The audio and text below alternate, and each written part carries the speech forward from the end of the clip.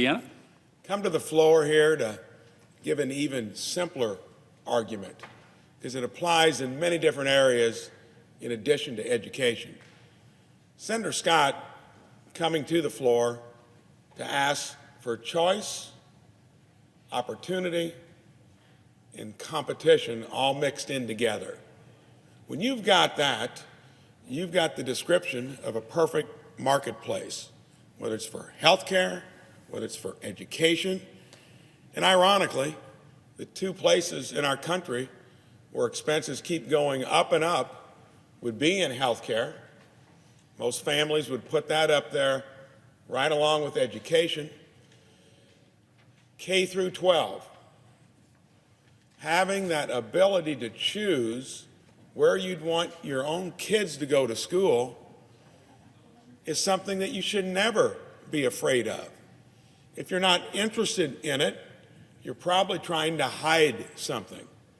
And that would be in many cases where you're not mustering what it takes to minimally educate your own child properly. I was on a school board 10 years, 04 to 14 in Indiana. Public school system in one of the most Catholic places in the state of Indiana. I'll never forget, a high school tried to start that was Catholic. Our public school system was so good, it couldn't get to first base, but at least the attempt was made.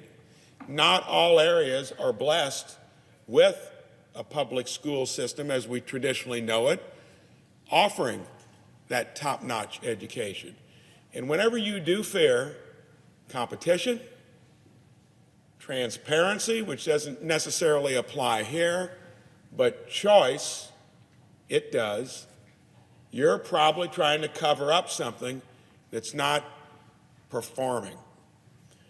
And sadly here, it's where you need the choice more than any other place, where folks can't afford to have the choice.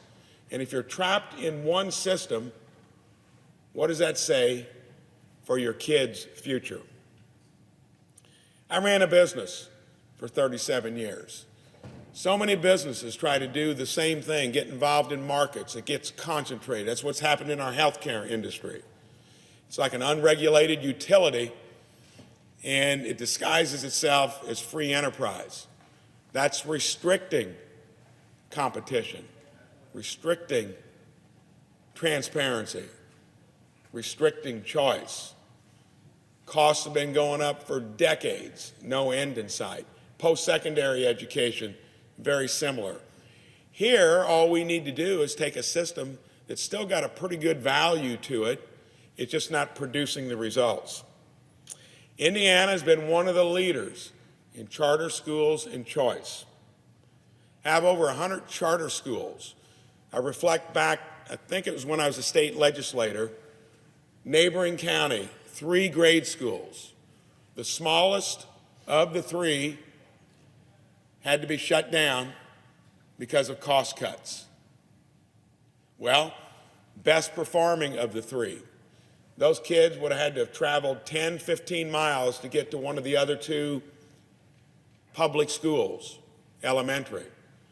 This place worked as hard as you could over 2 years, scraped together the resources, and kept their Otwell Miller Academy open. And it was a choice of the parents, and they were part of a system that wasn't working, and they were able to do it. Had it not been for the charter school policy in our state, that community would have been out of luck.